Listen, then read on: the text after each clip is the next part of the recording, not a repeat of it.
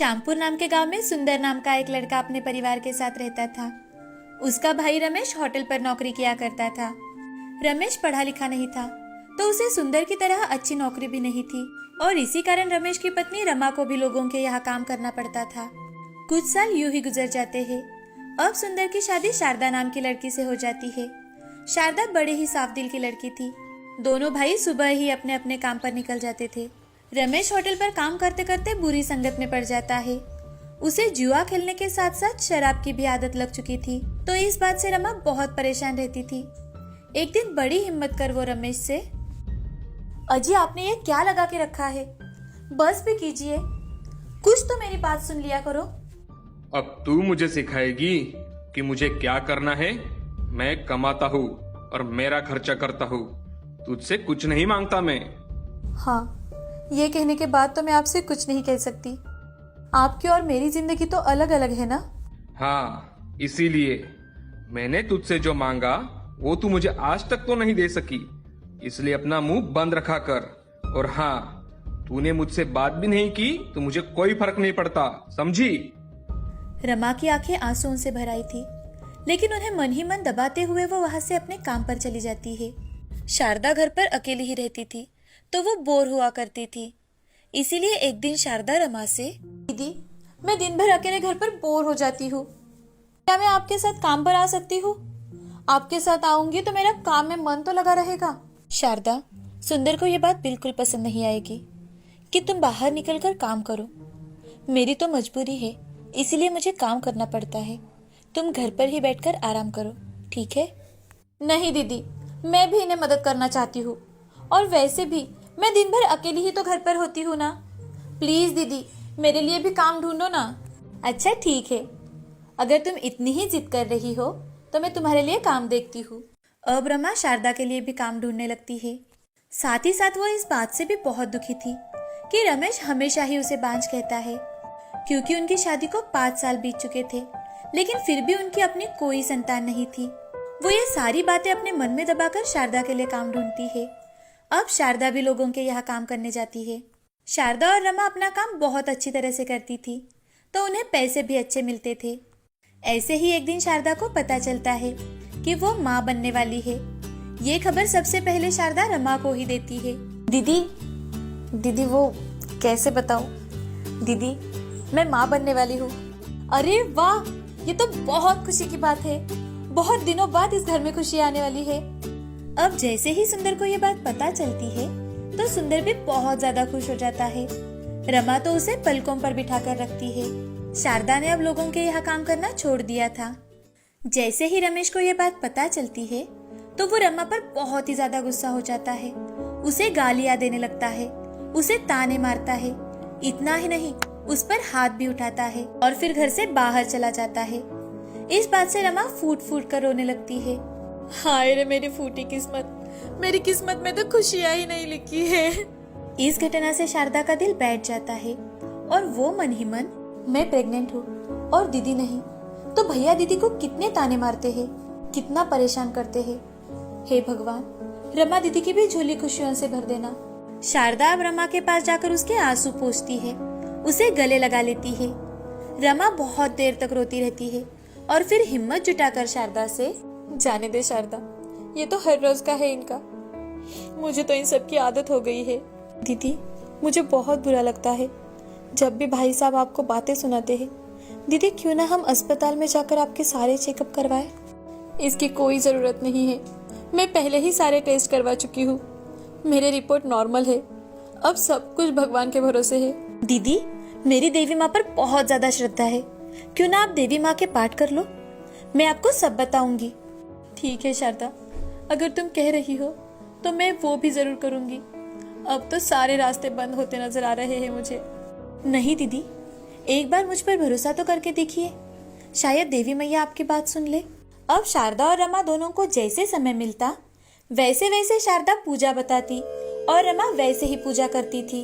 एक दिन रमा देवी माँ की आराधना कर रही थी कि तभी रमेश आकर, अरे ओ रमा, कहाँ मर गई तू? आज रमेश बहुत ज्यादा शराब पीकर आया था। वो शराब के नशे में धुत होने के कारण उसे कुछ भी समझ में नहीं आ रहा था कि आखिर वो क्या कर रहा है। वो जोर जोर से बातें करते हुए, अरे मैं तेरा भगवान हूँ। मैं उस भगवान की क्या पूजा कर रही है? और आज करम जली, तू तो मेरी नौकरी भी खा गई। मेरी जिंदगी में जब से आई है बर्बाद करके रखी है तूने मेरी जिंदगी। ऐसा कह रमेश रमा को बहुत मारता है। रमा लड़खड़ाते हुए खड़ी रहने की कोशिश करती है, लेकिन फिर रमेश उसे मारता है, उसे गंदी गंदी गालियां देता है। ये सब देख शारदा बीच में पड़ जाती है। भाई साहब, ये आप क्या कर रहे हैं भाई साहब? वो भी तो एक इंसान है, थोड़ा तो इंसानों जैसा बर्ताव करो। तू बीच में ना पड़ शारदा। ये कलमुही मेरे नसीब को जैसे पनौती लेकर आई है, पनौती।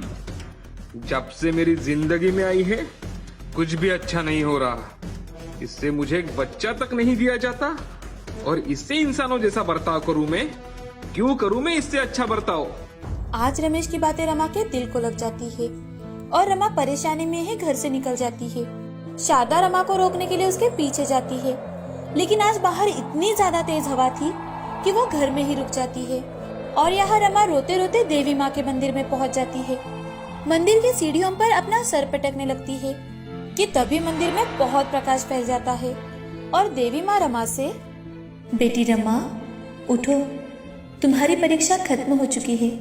अब तुम गर्भवती हो और तुम्हारा पति भी अब ठीक हो चुका है। आगे से तुम्हारे जीवन में खुशियां ही खुशियां होंगी। जाओ बेटी, घर लौट जाओ। माँ, आपका बहुत बहुत धन्यवाद माँ। ऐसा कहते ही देवी माँ अदृश्य हो जाती है और रमा घर वापस लौट आती है। घर आकर देखती है तो रमेश रमा की बड़े ही चिंतित होकर राह देख रहा था। तभी रमा आते देख रमेश, अरे रमा, ऐसे बिना बताए कहाँ चली गई थी तुम? इतनी रात को कोई घर से बाहर जाता है क्या? रमेश अचानक से पूरी तरह से बदल चुका था। उसे सिर्फ और सिर्फ याद था अपनी शादी के बाद के वो पल जो उन दोनों ने एक दूसरे के साथ बिताए थे। रमा अपने पति का बदला व्यवहार देख चकित रह जाती है और रमा रमेश से, क्या सच सच आप मेरी राह देख रहे थे? हाँ रमा, मुझसे अनजाने में बहुत बड़ी गलती हो गई। मैंने तुम्हें क्या क्या नहीं कहा, मुझे माफ कर दो रमा। हाँ जी, मैंने तो आपको कब का माफ कर दिया। और हाँ, मेरे पास आपको देने के लिए एक खुशखबरी भी है। कौन सी खुशखबर? जी, वो देवी माँ के आशीर्वाद से मैं माँ बनने वाली हूँ। माँ। क्या तुम सच कह रही हो? हाँ, हम कल ही अस्पताल जाएंगे इसकी जांच करवाने के लिए। दीदी, दीदी मैं बहुत खुश हूँ। अरे वाह भाभी, आपने बहुत बड़ी खुशखबरी दी है। अब हमारे घर में 2-2 बच्चे रहेंगे। वाह! चलो मैं सबका मुंह मीठा करवाती हूँ। रमा, अब कल से तुम्हें काम करने की कोई जरूरत नहीं है। अब से सिर्फ मैं काम करूंगा और तुम घर पर रहकर आराम करोगी, समझी? जी। अब रमा बहुत ज्यादा खुश थी। आज देवी माँ की कृपा से रमा की जिंदगी में कितने दिनों बाद खुशियों ने दस्तक दी थी। वो सब अब खुशी खुशी अपना जीवन व्यतीत करने लगे। अब रमेश फिर से रमा की अच्छी से देखभाल करने लगा। फिर रमेश ने कभी भी रमा पर हाथ नहीं उठाया और ना ही कभी उसे ताने मारे। इस कहानी से हमें यह सीख मिलती है कि जिंदगी में हर चीज मिलने का एक समय होता है। वो समय आने से पहले किसी को कुछ भी नहीं मिलता।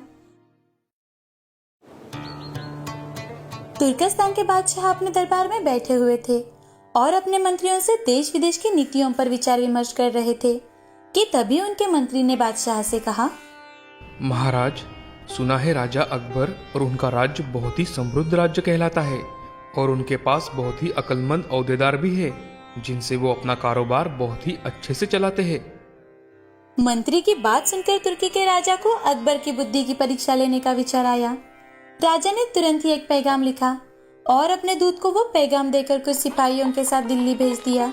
दूत उस पत्र को लेकर अकबर बादशाह के पास पहुंचा और उन्हें उनके महाराज का वो पैगाम थमा दिया।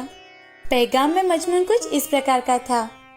अकबर शाह, मुझे सुनने में आया है कि आपके भारतवर्ष में कोई ऐसा पेड़ पैदा होता है जिसके पत्ते खाने से मनुष्य की आयु बढ़ जाती है।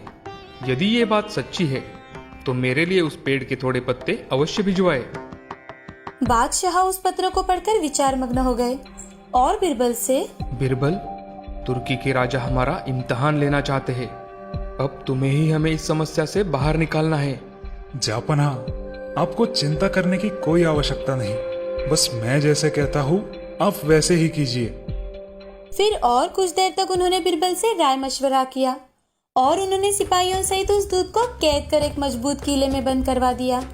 अब उन्हें कैद हुए कई दिन बीत गए थे, इसीलिए बादशाह अकबर बिरबल को लेकर उन कैदियों को देखने गए। बादशाह को देखकर उनको अपने मुक्त होने की आशा हुई, परंतु ये बात तो निर्मूल थी। बादशाह उनके पास पहुंचकर बोले, तुम्हारा बादशाह जिस चीज को चाहता है वो मैं तब तक उसे नहीं दे सकूंगा जब तक इस मजबूत किले की एक दो ईंट ढह नहीं जाती। जब इस मजबूत किले में कुछ हानि होगी तभी तुम लोग यहाँ से आजाद किए जाओगे।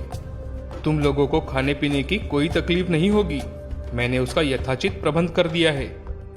इतना कहकर बादशाह वहां से चले गए, परंतु कैदियों की चिंता और ज्यादा बढ़ गई। वे अपने मुक्त होने के उपाय सोचने लगे। उन्हें अपने स्वदेश के सुखों का स्मरण कर बड़ा ही दुख होता था। वो सभी बंदी कुछ देर तक इसी चिंता में डूबे रहे। अंत में वो सब ईश्वर की वंदना करने लगे। हे भगवान, क्या हम इस बंधन से मुक्त नहीं किए जाएंगे? क्या हमारा जन्म इस किले में बंद रहकर कष्ट भोगने के लिए ही हुआ है? आप तो दीनानाथ है। हे ईश्वर, हम असहायों की सुध लीजिए प्रभु। इस प्रकार वो नित्य प्रार्थना करने लगे। अंत में उनकी प्रार्थना का असर हुआ। ईश्वर की कृपा हुई। एक दिन बड़े जोरों से भूकंप आया और किले का कुछ भाग भूकंप के कारण धाराशायी हो गया। सामने का पर्वत भी टूटकर चकनाचूर हो गया। इस घटना के पश्चात दूत ने बादशाह के पास किला टूटने की सूचना भेजी और बादशाह को अपनी कही हुई बात याद आ गई। इसीलिए उन्होंने दूत को उसके सारे साथियों सहित दरबार में बुलाया और उनसे, आपको तो अपने बादशाह का आशय विदित होगा और अब उसका उत्तर भी शायद आपने समझ ही लिया है। यदि ना समझा हो तो सुनो, मैं उसे और भी स्पष्ट कर देता हूँ।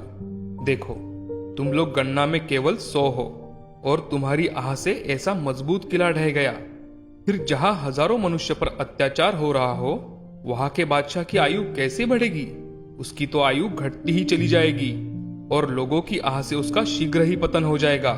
हमारे राज्य में अत्याचार नहीं होता। गरीब प्रजा पर अत्याचार न करना और भली भांति पोषण करना ही आयुवर्धक वृक्ष है। जाओ, अब तुम सब आजाद हो। इस प्रकार समझा बुझाकर बादशाह ने उस दूत को अपने साथियों सहित स्वदेश लौट जाने की आज्ञा दी और उनका राह खर्च भी दिया। उन्होंने तुर्कस्तान में पहुंचकर ये सारी बातें अपने बादशाह को समझाई। अकबर की शिक्षा लेकर बादशाह दरबारियों सहित उनकी भूरी भूरी प्रशंसा करने लगा।